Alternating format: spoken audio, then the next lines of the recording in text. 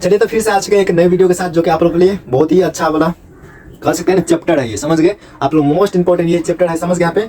और आप लोग इसको बढ़िया से नोट डाउन करते जाइएगा, समझ गए यहाँ पे। ये चैप्टर है 14वां चैप्टर है, जिसका क्या नाम है, सांख्यिकी नाम है, स्टैटिक्स इसको इंग्लिश से बोला जाता है। और ये मैथ्स का है, क्लास 10th का, समझ गए। हालांकि कोई भी बच्चा इसको पढ़ सकता है, कोई दिक्कत वाली बात नहीं है, समझ गए। 11th 12th का भी पढ़ सकता है, बच्चा क्लास में पढ़ सकता है, कोई इसको नोट डाउन कर सकता है और आराम से इसको पढ़ सकता है, समझ गए यहाँ पे। 9th 10th का कोई भी इसको बच्चा पढ़ सकता है। हालांकि ये 10th वाला के लिए महामैराथन है, नाम मानिए कह सकते हैं, समझ गए। एग्जाम में आने वाला ये पूरा सवाल है, समझ गए यहाँ पे। देखिए बात करते हैं सांख्यिकी। तो सांख्यिकी दो वर्गों में टूटता है, पहला होता है अवर्गीकृत, पहला होता है वर्गीकृत, समझ गए।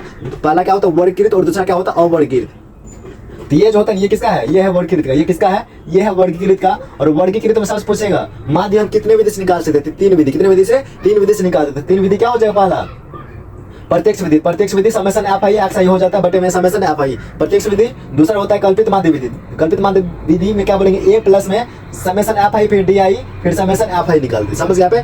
डी आई जो होता है, डी आई हम लोग कैसे निकालते हैं, डी आई देखिए यहाँ पे ऐसे निकाल रहे हैं। डी आई एक्स माइनस में क्या करते हैं, ए निकालते हैं। एक्स माइनस में ए करके हम क्या निकालते हैं, डी आई निकालते हैं, समझ गए यहाँ पे। और बात करते हैं पग विचलन विधि, क्या निकालते हैं, पग विचलन विधि। तो पग विचलन विधि में हम क्या करते हैं,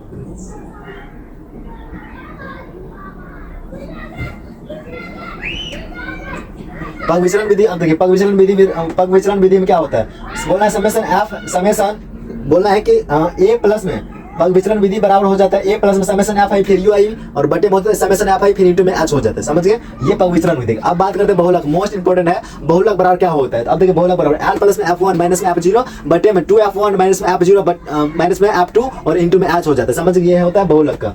अब आता है माध्यक या माध्यिका का सूत्र क्या होता है, तो बोलना है एल प्लस में n/2 माइनस में सी एफ और बटे में एफ और इंटू में क्या हो जाता है, एच हो जाता है। इंटू में क्या हो जाता है, एच, देख सकते हैं यहाँ पे एच हो जाता है। और बात करते हैं सर यहाँ पे एल क्या है, सर f1 क्या है, सर f0 क्या है, तो ये सब हम लोग जानने वाले। अब देखिए यहाँ पे हम आप लोग बता देते हैं, एल जो होता है बहुलक वर्ग की निम्न सीमा होता है। बहुलक वर्ग क्या होता है, निम्न सीमा होता है। हालांकि जब हम चैप्टर करवाएंगे तो उसके बाद जब चैप्टर करवाए हैं जाकर अपना देख लीजिए, समझ गए। उसमें ये सब समझ में आ जाएगा।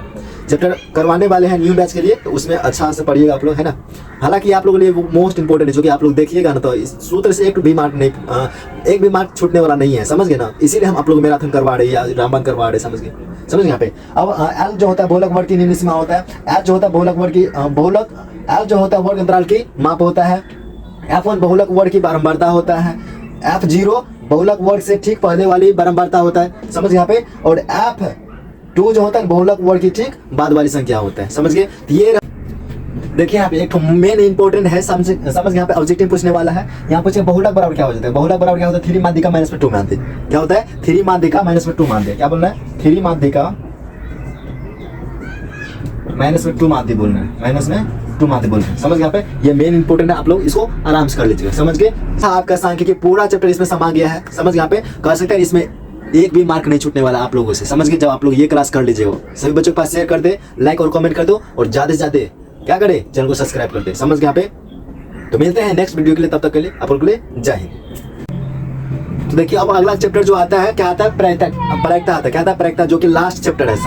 मतलब कह सकते हैं कि गणित का लास्ट चैप्टर क्या नाम है, प्रायिकता, जो कि 15वां चैप्टर में आता है, समझ यहाँ पे। इसमें पूछेगा कि क्या कि असंभव घटना की प्रायिकता क्या होता है। क्या पूछेगा कि असंभव घटना की प्रायिकता क्या हो जाएगा, तो 0 बोलना है। क्या बोलना है, 0 बोलना है।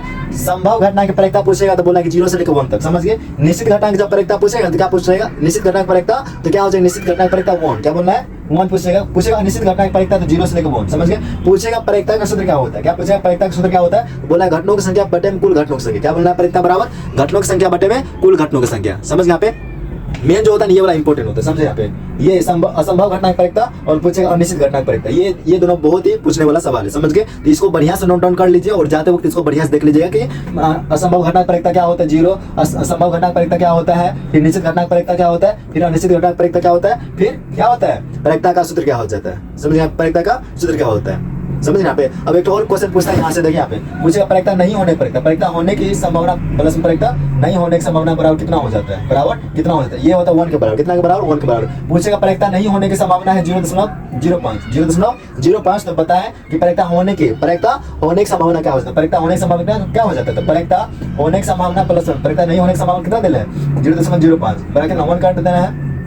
प्रायिकता होने प्रायिकता क्या हो जाए, 1 माइनस में 0.05, समझ गए। तो प्रायिकता होने की संभावना निकल जाएगा यहाँ से 1 में से जब 0.05 घटाएंगे कितना आ जाएगा, यहाँ पे आप लोग देख सकते हैं घटाएंगे कितना हो जाएगा, यहाँ पे बच जाएगा 5 और यहाँ पे 9.0 इतना आ जाएगा प्रयता होने के। ये वाला मोस्ट इंपोर्टेंट, समझ गए। यहाँ पे प्रयता होने की संभावना प्लस प्रयता नहीं होने की संभावना के बराबर कितना होता है, 1 होता है, समझ गए। तो ये वाला भी इंपॉर्टेंट है, बाकी ये वाला भी क्या है, इंपॉर्टेंट है, समझ गए। यहाँ पे आप लोग बढ़िया से इसको पढ़ लीजिएगा और नोट डाउन कर लीजिए, समझ गए। सही बच्चों के पास शेयर कर दें और आराम से पढ़ते रहे, समझ गए। लाइक और कमेंट जरूर करें, समझ गए।